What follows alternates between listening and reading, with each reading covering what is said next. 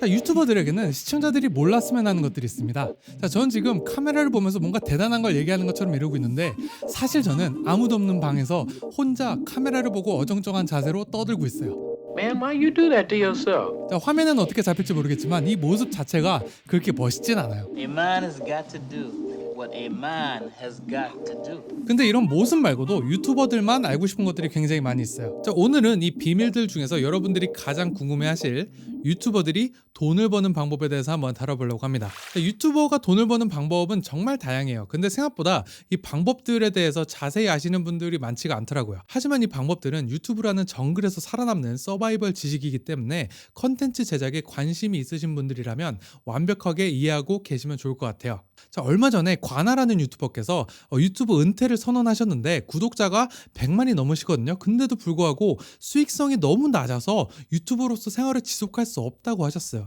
반면에 인스타그램 팔로워 6,000명의 한 영양사는 1년에 10억을 넘게 벌고 있어요. There's a nutritional dietitian who I met who had 5,800 followers on Instagram. She's doing $1 million a year. I think she'll do 3 to 5 million just from 5,800 followers. 자, 이런 정보를 접하는 크리에이터들의 입장에서는 혼란스러울 수밖에 없어요. 아니, 구독자 100만이 되어도 돈을 못 버는 게 가능해? 아니, 근데 인스타그램 팔로워 6,000명을 가지고 어떻게 10억을 넘게 벌지? 오늘은 유튜버들이 돈을 버는 방법 중에서 가장 많이 하고 가장 성과가 좋은 방법들 4가지를 한번 다뤄보려고 합니다.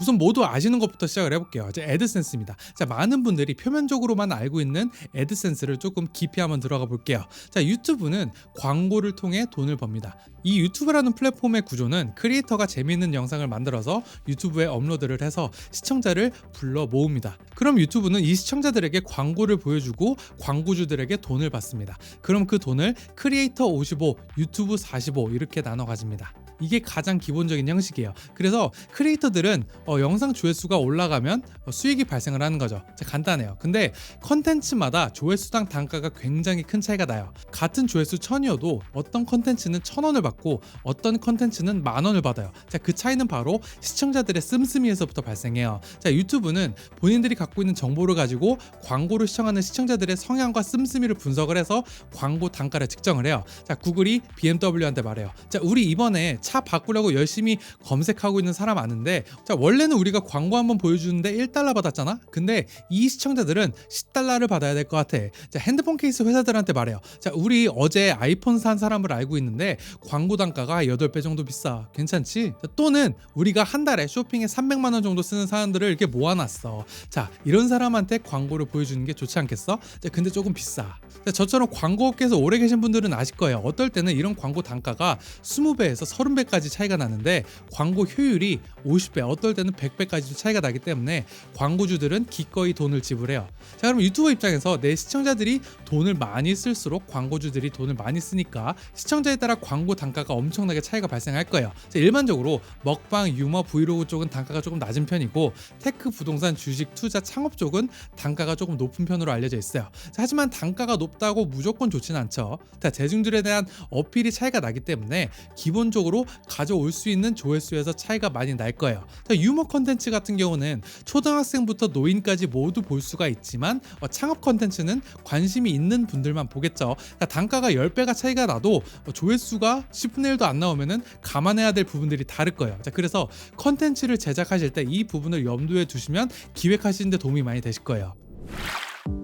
그리고 두 번째는 제휴 마케팅이에요. 자, 대표적인 게 바로 유튜브 쇼핑이 있죠. 자, 간단히 설명드리면 이건 링크를 타고 들어가서 구매가 발생하면은 금액의 일정 부분을 영상에 링크를 넣은 크리에이터한테 주겠다는 거예요. 자, 제휴 마케팅이라는 제도는 크리에이터 입장에서 정말 든든한 수입원이 될 수가 있어요.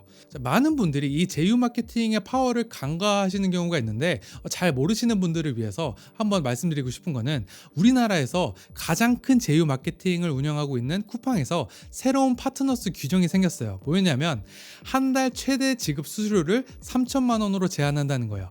자, 이런 규정이 갑자기 추가되었다는 것은 어떤 사람이 매달 너무 많은 수수료를 가져가서 상한선을 두겠다는 거거든요. 자, 근데 저도 제휴 마케팅을 해본 입장에서 누가 저한테 뭐 어떤 사람은 한 달에 제휴 마케팅으로 뭐 1억 원, 2억 원씩 벌어간다라고 해도 전 믿을 것 같아요. 왜냐하면 제가 촬영에 도움되는 아이템들을 이렇게 추천하면서 뭐 3만 원짜리 삼각대, 뭐 만 원짜리 샤워 커튼, 그리고 뭐 비싸 봐야 뭐 30만 원 정도 하는 조명을 추천드렸는데 제가 8월 달에 수수료로 100만 원을 받았어요. 제가 뭐 굳이 8월 달을 말씀드리는 거는 제가 지급증을 찾아야 되는데 지금 제 폴더에 보이는 게 이거밖에 없어서 이걸로 말씀드리는 거예요. 자, 한 달에 영상 한두 개 정도 업로드하는 저도 이 정도가 나왔는데 뭐 수백만 원 하는 세탁기, 냉장고, 뭐 청소기, TV를 리뷰하거나 비교하는 채널들은 얼마나 많이 볼까 하는 생각이 들었어요. 엄청나겠죠? 자, 이런 제휴 마케팅은 판매되는 상품의 종류에 따라서 두 가지로 나눌 수가 있어요. 자, 유튜브 쇼핑, 쿠팡 파트너스, 아마존 같은 온라인 커머스 제휴 마케팅이 있고 또 다른 종류에는 디지털 상품 제휴 마케팅이 있어요. 자, 이 둘의 가장 큰 차이점은 수수료예요. 자, 현재 수수료를 가장 많이 지급하는 온라인 커머스 제휴 마케팅은 유튜브 쇼핑인데요. 현재 6.7%를 지급하고 있거든요. 근데 이것도 사실 굉장히 높은 편이긴 해요. 그러니까 너무 짜다고 느끼시는 분들이 계실 수도 있는데 커머스 같은 경우는 재고 비용도 있고 뭐 배송비도 있고 플랫폼 수수료 같은 것들이 너무 많아서 이걸 높이는데 한계가 있어요. 근데 이런 추가적인 비용이 들지 않는 상품들이 바로 디지털 상품들이죠. 재고 비용도 없고 배송비도 없고 플랫폼 사용 비용도 커머스에 비해서는 굉장히 싸죠. 그래서 디지털 상품의 제휴 마케팅은 수수료가 굉장히 후한 편이에요. 예를 들면 VPN을 서비스하는 서프샤크의 경우에는 제휴 마케팅 수수료가 40%에 달해요. 누가 10만 원을 딱 결제하면은 이커머스에서는 뭐 5천 원, 6천 원을 수수료를 주면은 여기서는 저한테 4만 원을 줘요. 자, 수수료 차이가 좀 나요. 근데 물론 여기에도 단점은 있어요. 자, 전환율이 커머스에 비해서 많이 떨어져요. 실제로 같은 조회수나 노출이 있었을 때 이커머스가 전환율이 훨씬 높은 편이에요.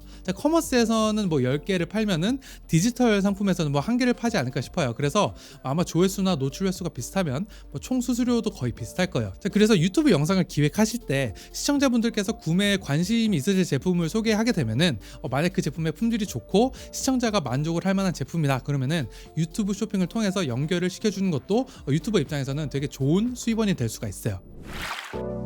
자, 광고 협찬도 있죠. 내 영상에 특정 제품이나 서비스를 홍보해주고 돈을 받는 거예요. 자, 유튜버들이 시청자들과 쌓는 신뢰랑 유대는 진짜 어마어마하기 때문에 유튜버를 통해 하는 광고의 효과 또한 엄청납니다. 제가 아까 구글에서 본인들이 갖고 있는 데이터를 통해서 원래 단가의 20배, 30배 넘게 받는다고 말씀드렸잖아요. 근데 효과는 50배, 100배가 넘게 차이가 난다. 광고주들이 그 금액을 기꺼이 지불해요. 근데 이것조차 인플루언서 마케팅에 비하면 효과적이라고 할 수가 없어요. 자, 유튜버 시청자 제품에게 딱 맞았을 때 그 파급 효과는 그 현존하는 어떤 광고보다 훨씬 효과적이에요. 자, 근데 아주 유명한 사건이 하나 있었어요. 자, 모멘투스라는 보증제 회사가 있는데요. 적자에서 허덕이던 작은 회사였는데 앤드류 휴버맨하고 파트너십을 맺고 나서 올해 매출만 1,000억이 넘는다고 해요.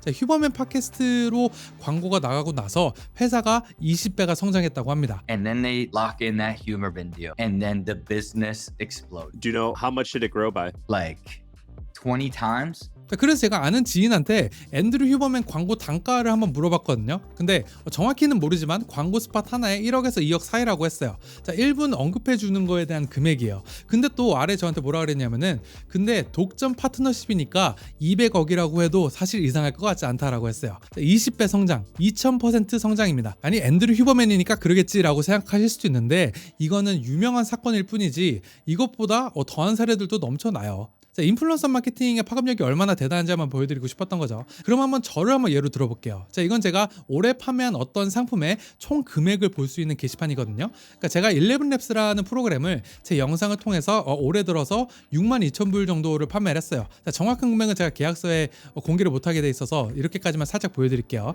자, 이게 지금 환율 기준으로 8,500만 원이 조금 넘는데 제가 광고비를 따로 받고 진행한 건 아니고 제가 영상에 몇 번 언급을 한 정도였거든요. 뭐 성우 생성 프로그램인데 현존하는 성우 생성 프로그램 중에서 이게 제일 마음에 들더라고요. 그래서 언급을 몇 번 했는데 제가 이걸 구독자 10,000명일 때 제가 영상에서 언급을 했거든요. 근데 별로 기대는 안 했는데 그래도 궁금해가지고 제가 매출을 한번 트래킹을 해본 거예요. 근데 생각보다 많은 분들이 이 프로그램이 좋다는 저의 의견에 공감을 해주신 것 같더라고요. 그럼 이제 광고 협찬의 단점을 한번 말씀드려야겠죠. 자, 세상에 쉬운 돈이 어디 있겠습니까? 자, 만만히 보면 큰 코 다치죠. 아까 제가 인플루언서 마케팅이라는 게 현존하는 그 어떤 광고보다도 효율이 좋다고 말씀드렸는데 맞는 말이지만 유튜버 입장에서는 이런 광고를 한번 할 때마다 이미지랑 신뢰가 크게 깎여 나가요. 자, 유튜버 입장에서는 갖고 있는 재화가 재산이 평판이랑 신뢰이기 때문에 그 대가는 어마어마하다고 할 수 있어요. 광고를 한번 할 때마다 유튜버들은 시청자들한테 이런 말을 하는 거예요.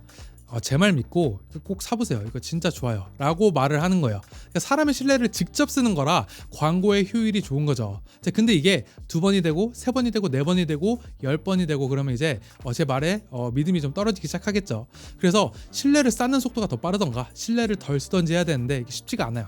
그래서 이 신뢰를 유지하기 위해서 유튜버들은 다양한 방법을 쓰는데요. 전 세계에서 가장 유명한 테크 유튜버 중에 하나인 라이너스 테크팁 같은 경우는 쇼트서킷이라는 채널을 따로 분리해서 광고 상품을 따로 다루는 장소를 마련하기도 하고, 또 다른 테크 유튜버인 마켓스 브라운리 같은 경우는 15년 동안 단 한 번도 돈을 받고 광고를 해본 적이 없다고 해요.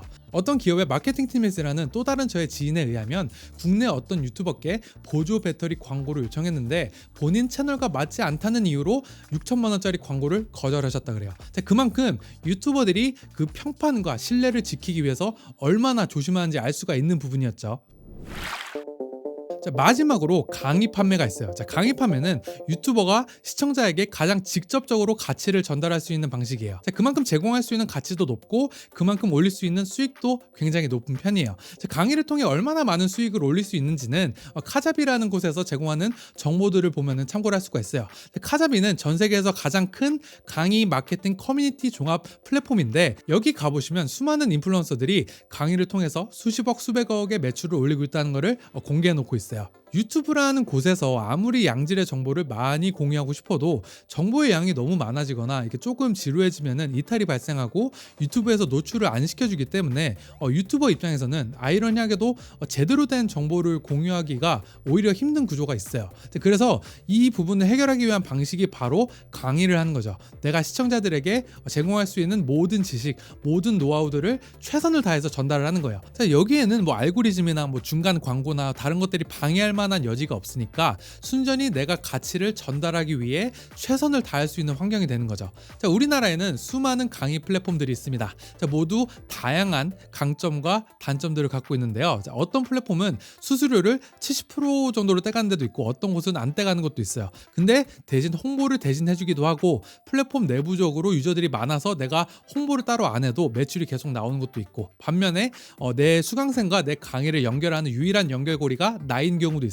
그래서 강의를 기획하고 계신 분들은 각 플랫폼별로 비교를 해보고 거기에 따라서 내가 전략을 짜면 좋겠죠. 그러니까 저는 아직 강의를 따로 오픈해 본 적이 없어서 강의 자체를 뭐 제작하고 운영하는 거에 대해서는 말씀드릴 수 있는 부분이 많지가 않은데 저도 강의를 하나 준비하고 있긴 하거든요. 그래서 나중에 런칭을 하고 나서 어떤 강의 플랫폼을 왜 선택했나, 뭐 강의를 판매하기 위해서 어떤 전략을 짰나, 뭐 수입은 얼마나 나나, 뭐 준비하면서 고민 많이 한 부분, 뭐 운영하면서 힘들었던 부분, 좋았던 부분 같은 것들을 따로 한번 제가 공유를 해드리고 싶어요. 제가 잊지 않고 꼭 정리해서 말씀드릴 수 있도록 하겠습니다.